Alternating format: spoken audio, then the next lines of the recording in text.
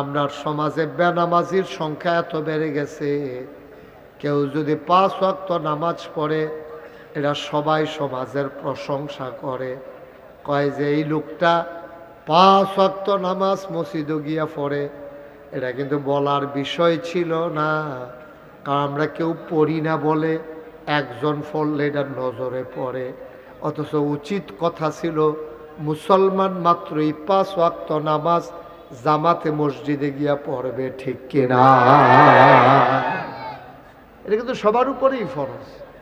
মানে একজন মানুষে যখন পড়ে আর বাহি তারা যখন পড়ে না, তখন হগল আপনার গ্রামের ভিতরে এবার একটা অন্যরকম মানুষ, এবার 5 ওয়াক্ত নামাজ কোনোদিন এবার আর কাজা হয় না। এবার আর কাজা হয় না, এটা কোন কীর্তন আমজেরও তো কাজা না অনের কথা আছে, ঠিক কিনা কন? আপনি পড়েন না বইলা এবার একটা নজরও পড়ে। এখন এই যে প্যান্ডেলের ভিতরে আমরা যারা আছি খুব খেয়াল করেন, সবাই একটু মনোযোগ দিয়ে শুনেন। যারা মোবাইলগুলো ধরে রাখছেন মোবাইলটা বন্ধ হবে। আপনি তো একবারও আমার দিকে চাইতে পারেন না। আপনি কি করতে বসছেন এখানে? এই মোবাইলে হাজার হাজার ওয়াজ আছে না ভিতরে, বন্ধ করো এটা। তো এটা ধরে রাখলে আপনি কয়বার এটা লইয়া কিতা করতে আছেন? আপনি আইসেন কিনতে নেন, আইসেনও তো ওয়াজ শোনার জন্য, ঠিক কিনা কন? তো আবার যদি একটা বন্ধ করে এগুলা মোবাইল ধরে রাখার কি? এটা আপনি কি এভাবে রেকর্ড হয়? অযথা একটা মোবাইল ধরে দেখায়, আবার একটা মোবাইল কিনছে। এই মোবাইলটা কার নাই? আপনারটা আছে, কার নাইকা? একটু ধৈর্য ধরে খেয়াল করে শোনেন। আওয়াজ নাই এটা বলা আমাদের একটা অভ্যাস।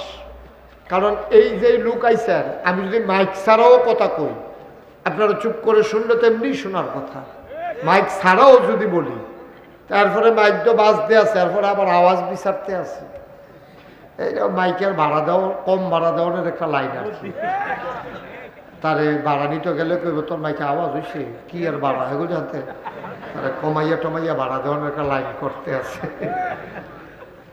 ভালো আওয়াজ আছে মাইকের, আপনি কথা বললে শুনবেন কেমনে?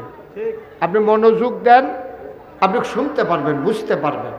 সবাই কোন আমিন জুড়ে, আরো জুড়ে বলেন মারহাবা। এখন যেটা বলতেছিলাম, এই প্যান্ডেলটার ভিতরে আমরা এখানে কেউ উলঙ্গ নাই, সবার গায়ে কাপড় নড়াচড়া করা যাবে না, বসাই রাখেন। উলঙ্গ একটা লোকও নাই, সবার পরনে লুঙ্গি আছে, নাইলে প্যান্ট আছে, নাইলে পায়জামা আছে, গায়ে শার্ট আছে। আচ্ছা, এই মুহূর্তে এখানে যদি একটা লোক উলঙ্গ হইয়া ঢুকে, তা আমরা কি কয়? অসভ্যতে কেমনে অসভ্যতে কাপড় চোপড় সারা হেন ইয়া ঢুকছে। তো হইলে সবার মাঝে উলঙ্গ একটা লোক ঢুকলে আমরা তারে অসভ্য কয়া। আবার সবটি মানুষ যদি এনে উলঙ্গ হইতো আর একজনে যদি লিঙ্গি ফিরাইতো, হেতারে আবার আপনারা হলে মিলে অসভ্য করলেন। যেতে অসভ্য কি তার কথা না তুনা ফেসাইয়া করতে আইসে, এখন আমরা দি মাসাল্লাহ কিচ্ছু নাই, তেই টাকাও দিছি করতে তারে দম খাইয়া টমকাইয়া ফতাইয়া মতাইয়া বার করে দিলেন, একটা অসভ্য। আমরা হলে কোনো কাপড় চোপড় নাই, তে একটা কাপড় গাও দিয়া একটা ফ্যাস লাগানোর লেগে। তুমি কথা বুঝো নাই বাবা? বিরক্ত করলে আনন্দ পাও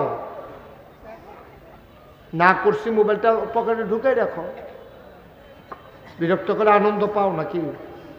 তোমাকে তো না করছি, এমন তো না যে না করি নাই। তো সবাই মনোযোগের সাথে বসে, আমি জাকির ভাইকে বারবার বলছিলাম, জাকির ভাই এর আগের বার ওখানে আনছেন, লোক জায়গা হয় না, এবার জায়গা আরো শুরু হয়েছে।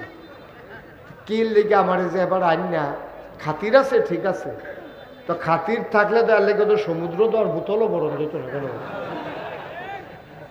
এই জনসমুদ্র আপনি বোতলও বলবেন কেমনি? এক ফাইয়া বোতলের ভিতরে আমরা ফুটাটা সমুদ্র বইটা লাগতো সেটা আছে। এটা কি জীবন হইব? এই যে লোকগুলারে দাওয়াত দিয়ে আনছেন, না বসার জায়গা আছে, না দাঁড়ানোর জায়গা আছে, কি করতে আমার আনছেন? দোয়ার একটা মজলিস, আপনার বাড়িতে এলাম, বাসাতে এলাম, 4টা ডাইল ভাত খাইলাম, দোয়া করে গেলাম, এটা হলো এক জিনিস। আর মাহফিলের তো পরিবেশ লাগে, এটা তো এমন একটা সংকীর্ণ পরিবেশে সিফায় সাফায় এদের কুম্মালা কেড়ায়, কখনো গাছের লোকে ফেস খাইয়া পড়িয়া কি কারবার হয়, এটা হলো আমি টেনশনে আছি। এটা হলো আল্লাহ যেন আমাদেরকে অ্যাক্সিডেন্টের হাত থেকে হেফাজত করে সবাই। তো তো যেই কথাটুকুন বলছিলাম, বাবা এরকম করো না, এরকম করো না, বিরক্ত, বেয়াদবির একটা মাত্রা থাকা উচিত, বেয়াদবির একটা মাত্রা থাকা উচিত। তুই তো মাত্রা ছাড়াইয়া যে গেতেছো বেয়াদবি করতে করতে।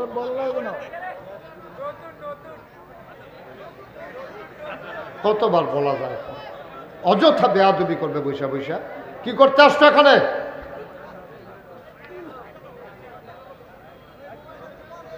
সবাই কনা আমিন, জোরে কনা আমিন। তো যেই কথাটুকুন বলতেছিলাম, আল্লাহ তাবারক ওয়া তাআলা আমাদেরকে সোনার মানুষ বানানোর জন্য কত চেষ্টা যে আল্লাহ করছে, কত চেষ্টা, আল্লাহর চেষ্টার কোনো শেষ নেই।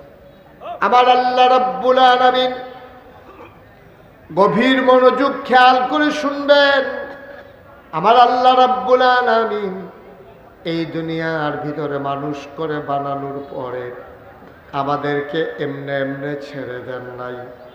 কোন পথে গেলে জান্নাত, কোন পথে গেলে জাহান্নাম, কোন পথে গেলে লাভ আর কোন পথে গেলে লোকসান, কোন পথে ভালো কোন পথে মন্দ, কোন পথে কল্যাণ কোন পথে অকল্যাণ, কোন পথে শিরক বেদাত, কোন পথে তাওহীদ রিসালাত,